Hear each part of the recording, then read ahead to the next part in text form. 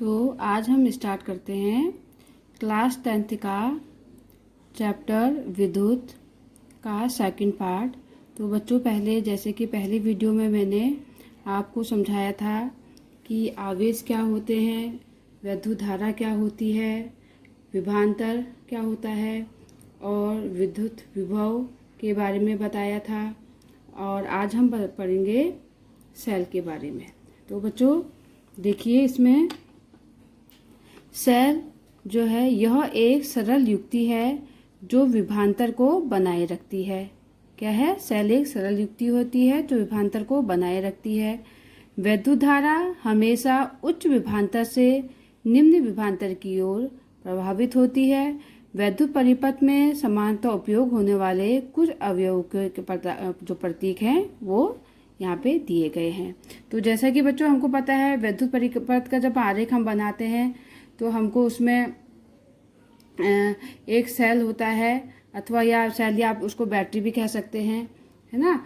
तो एक उसमें क्या होता है, एक प्लग होता है, एक प्लग कुंजी होता है, विद्युत अवयव तथा संयोजित तारों से मिलकर बनता है ना। और विद्युत जो परिपथ का प्राय ऐसा व्यवस्था आरेख खींचा जाता है, सुविधाजनक खींचना होता है जिससे परिपथ के विभिन्न अवयवों को सुविधाजनक प्रतीकों द्वारा निरूपित किया जा सके।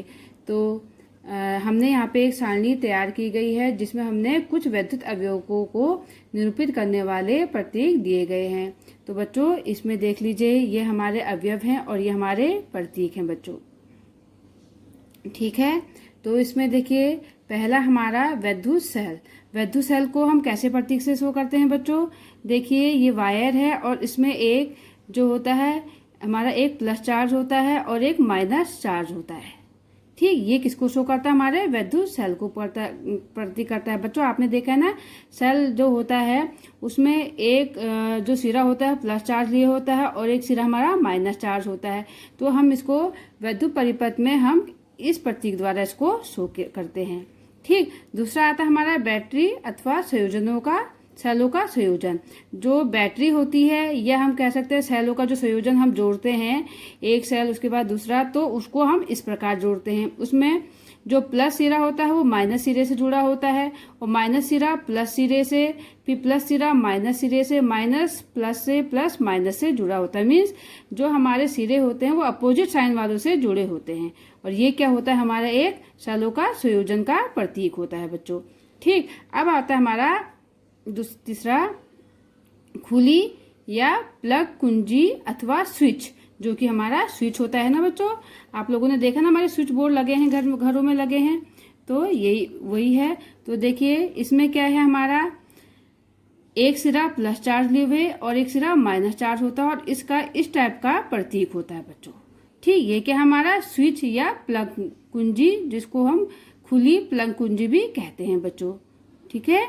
अब दूसरा हमारा आता है नेक्स्ट, जो है बंद कुंजी, बंद प्लग कुंजी अथवा स्विच, ठीक। अभी हमने पढ़ा था खुली, अब है हमारा बंद प्लग कुंजी अथवा स्विच। उसको देखिए, हमारा उसमें जो है प्लस और माइनस सिरा, इसमें हमारा क्या है, डिस्कनेक्टेड है और इसमें हमने क्या दिखा रखा है, इसको बंद दिखा रखा है। इस टाइप का जो प्रतीक होगा हमारा क्या होगा, बंद प्लग कुंजी अथवा स्विच होगा बच्चों, ठीक। फिर आता है हमारा तार संधि। तार संधि में देखो इस टाइप का हमारा क्या होता है, प्रतीक होता है, जहाँ पे एक तार जो होता है दूसरे तार से इस प्रकार तार संधि करे हुए होता है। ये हमारा है तार संधि का प्रतीक है बच्चों।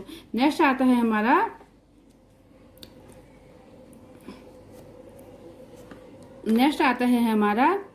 बिना संधि के तार क्रॉसिंग, जहाँ पे हमारा तारों का संधि नहीं है लेकिन तार के हैं आपस में क्रॉसिंग के होते हैं। तो बच्चों इसमें इस प्रकार का हमारा क्या आता है, इस प्रकार का प्रतीक आता है जिसमें एक वायर है और इस प्रकार का क्रॉसिंग करे हुए तार है, ठीक। तो नेक्स्ट आता है हमारा विद्युत बल्ब। तो विद्युत बल्ब बच्चों सभी जानते हैं, बल्ब जो होते हैं हमारे घरों में सभी बच्चों ने देखे हैं। तो उसका क्या होता है, ये हमारा प्रतीक है। ये क्या हमारा विद्युत बल्ब का इस टाइप का हमारा ये प्रतीक होगा, ठीक। नेक्स्ट आता है हमारा प्रतिरोधक। प्रतिरोधक को हम कैसे शो करते हैं परिपथ में? प्रतिरोधक को हम इस टाइप से, ये देखिए, ये प्रतिरोधों को हम इस टाइप से इस प्रतीक के द्वारा हम शो करते हैं बच्चों। ठीक, ये हमारे कुछ क्या है, विद्युत परिपथ के क्या है, आरेख हैं। ठीक, कुछ और आरेख हैं हमारे जो इस प्रकार हैं बच्चों। प्रतिवर्ती प्रतिरोधक अथवा धारा नियंत्रक। जो प्रतिवर्ती प्रतिरोधक अथवा धारा नियंत्रक होते हैं बच्चों, उसको देखो हम इस टाइप से भी शो करते हैं। एक प्रतिरोधक है जिसको हम एक धारा नियंत्रण द्वारा, ये देखिए ये, या आप एक प्रतिरोधक तार है उसमें से एक दूसरा ये जा रहा है ना बच्चों, ये हमारा क्या है, या तो आप इसको ऐसे शो कर सकते हैं या हम इसको ऐसे शो कर सकते हैं बच्चों। ठीक, तो नेक्स्ट आता है हमारा एमीटर। एमीटर को देखो हम ए से रिप्रेजेंट करते हैं, जो हमारा प्लस और माइनस चार्ज के बीच में ये एमीटर होता है। ठीक है, इसको हम ऐसे शो करते हैं। वोल्टमीटर, वोल्टमीटर देखिए ये इस टाइप का इसका वोल्टमीटर का प्रतीक होता है बच्चों। ठीक है, अब आता है हमारा ओम का नियम। क्या आता है हमारा ओम का नियम।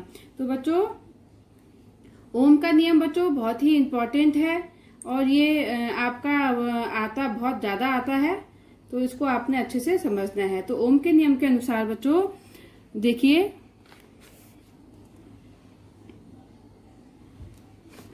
किसी वैद्युत परिपथ में धातु के तार के दो सिरों के बीच विभवांतर उसमें प्रभावित होने वाली वैद्युत धारा के समानुपाती होता है। मीन्स क्या है बच्चों, किसी चालक के सिरों के बीच, कोई चालक है, सपोज कोई चालक है, ठीक, चालक के सिरों के बीच विभवांतर, कोई हमने कहा कि क्या है, कोई चालक है, ठीक, चालक के सिरों के बीच कोई विभवांतर V और उसमें बहने वाली वैद्युत धारा I के बीच कोई संबंध है। क्या है, कोई चालक जिसमें चालक के दो सिरे, एक सिरा ये एक सिरा ये, ठीक, चालक के सिरों के बीच विभवांतर V और इसमें बहने वाली धारा I के बीच में कोई संबंध होता है। ठीक, और ये संबंध क्या है इसको हम देख लेते हैं। तो इसमें क्या है बच्चों, इसमें हम एक क्रियाकलाप में आप में भी है इसका कि क्रियाकलाप द्वारा भी हम इसको समझा सकते हैं और एक ग्राफ के द्वारा भी हम इसको समझा सकते हैं कि ओम के नियम को हम इनमें क्या संबंध होता है ना बच्चों। तो इसमें देखिए ये जो ओम का नियम था हमारा 1827 में एक जर्मन जो भौतिक विज्ञानी जो थे जॉर्ज साइमन ओम ने किसी धातु के तार में क्या करा, किसी धातु के तार में प्रभावित वैद्युत धारा आई तथा उसके सिरों के बीच विभवांतर में परस्पर संबंध का पता लगाया। क्या लगाया, किसी धातु के तार में प्रभावित वैद्युत धारा आई और उसके सिरों के बीच विभवांतर V में क्या लगाया, के बीच संबंध का पता लगाया बच्चों। ठीक है, तो इस वैद्युत परिपथ में धातु के तार के दो सिरों के बीच, इस वैद्युत परिपथ में धातु के तार के दो सिरों के बीच विभवांतर उसमें प्रभावित होने वाली वैद्युत धारा के समानुपाती होता है, परंतु तार का तापमान समान रहना चाहिए। लेकिन क्या है, जो तार होगा उसका तापमान क्या होगा, समान होगा बच्चों। और यही हमारा क्या है, ओम का नियम है। क्या है ओम का नियम, किसी वैद्युत परिपथ में, कोई वैद्युत परिपथ है और जिसमें धातु के तार के दो सिरे हैं, धातु के तार के क्या हैं, दो सिरे हैं, तार के सिरों के बीच विभवांतर V और इसमें प्रभावित होने वाली वैद्युत धारा I के बीच क्या होता है, एक संबंध होता है, या कह सकते हैं धातु के तार के दो सिरों के बीच विभवांतर उसमें प्रभावित होने वाली वैद्युत धारा I के समानुपाती होता है। यही ओम का नियम है। परंतु जो तार है उसका हमारा तापमान क्या होना चाहिए, समान होना चाहिए। ठीक है, तो ये होता है हमारा V इंटू आर, यानी कि V equal to I R, जहां आर एक क्या है, नियतांक है जिसे तार का प्रतिरोध कहते हैं। क्या कहते हैं बच्चों, तार का प्रतिरोध कहता है। V प्रोपोर्शनल टू आई। ठीक, जहां हमारा V क्या है, V इक्वल टू क्या हो जाएगा, आई आर। आई हमारा क्या है, एक नियतांक है जिसे हम तार का प्रतिरोध, आर हमारा एक नियतांक है जिसे हम तार का प्रतिरोध कहते हैं। ठीक है ना। अब इसमें भी देखिए एक ग्राफ है, इसमें विभवांतर है और विभवांतर में प्रभावित होने वाली जो धारा है, ठीक, जो V है हमारा क्या है, आई के प्रोपोर्शनल होता है और यह ही हमारा ओम का नियम है बच्चों। ठीक है ना। तो इसमें बच्चों देखिए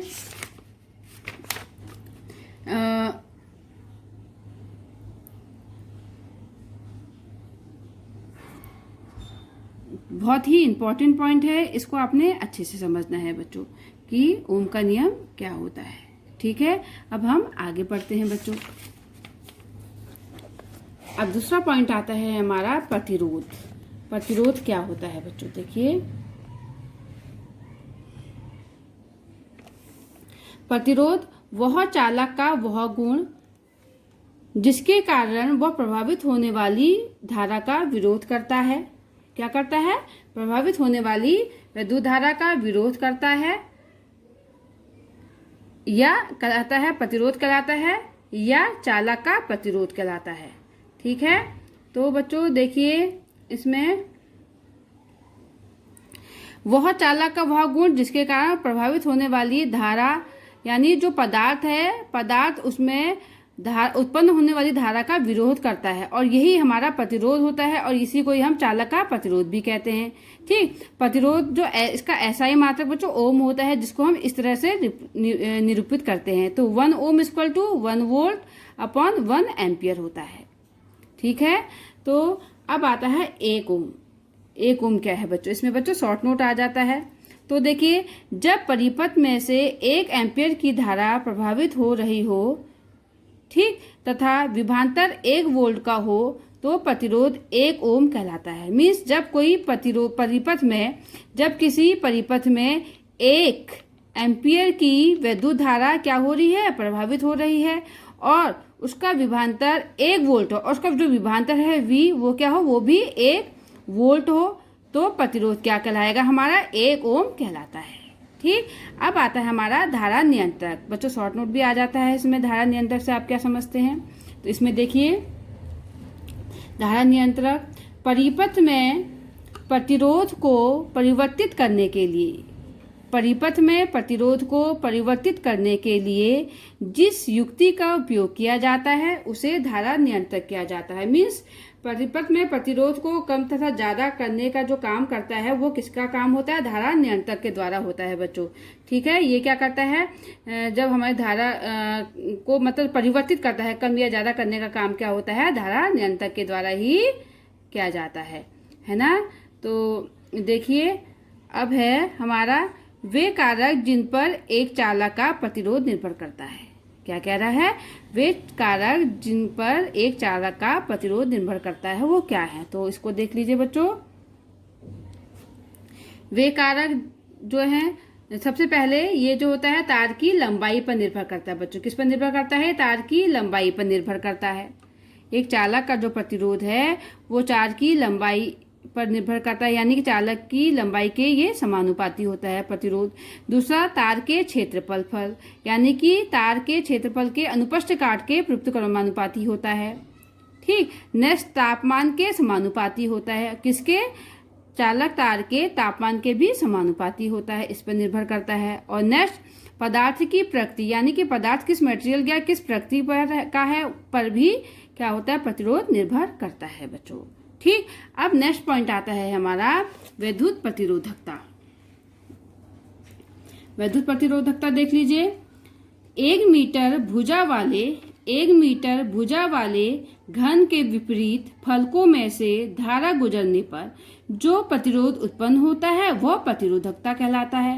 क्या कह रहा है, 1 मीटर भुजा वाले किसी घन के विपरीत फलकों में से धारा गुजरने पर जो प्रतिरोध उत्पन्न होता है वो हमारा प्रतिरोधकता कहलाता है। ठीक है, और ऐसा ही मात्रा क्या होता है, ओम मीटर होता है। ठीक, अब देख लीजिए इसमें थोड़ा सा इसके पॉइंट देख लीजिए। प्रतिरोधकता चालक की लंबाई व अनुप्रस्थ काट के क्षेत्रफल के साथ नहीं बदलती। जो प्रतिरोधकता होती है किसी की, वो चालक की लंबाई L व अनुप्रस्थ काट A के क्षेत्रफल के साथ क्या है, कभी नहीं बदलती, परंतु तापमान के साथ परिवर्तित हो जाती है। लेकिन अगर उसका तापमान कम ज्यादा है तो उसके साथ वो परिवर्तित हो जाती है। ठीक। नेक्स्ट पॉइंट, धातुओं व मिश्र धातुओं का प्रतिरोधकता परिसर 10⁻⁻8 होता है, 10⁻⁻8 से 10⁻⁻6 ओम मीटर होता है। ठीक।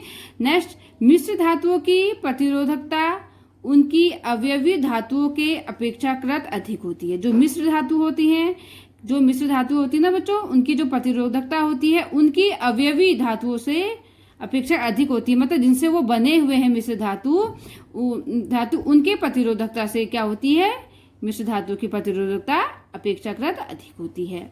नेक्स्ट पॉइंट, मिश्र धातुओं का उच्च तापमान पर शीघ्र ही उपचन या दहन नहीं होता है। जो मिश्र धातु होती हैं, अगर उच्च तापमान इनको मिलता है तो ये एकदम से दहन नहीं होते, एकदम से ये नहीं टूटते हैं। ठीक। इसलिए इनका उपयोग तापन युक्तियों में किया जाता है। कैसे में किया जाता है, तापन युक्तियों में किया जाता है। ठीक। जैसे तांबा, एल्यूमिनियम का उपयोग विद्युत संचरण के लिए किया जाता है, क्योंकि इनकी प्रतिरोधकता कम होती है। क्या होती है, प्रतिरोधकता कम होती है, इसलिए इनका तांबा और एल्यूमिनियम का उपयोग विद्युत संचरण के लिए किया जाता है। तो बच्चों अभी इतना ही। अब आप नेक्स्ट वीडियो में इसके आगे का आप लोग नेक्स्ट वीडियो में समझेंगे बच्चों।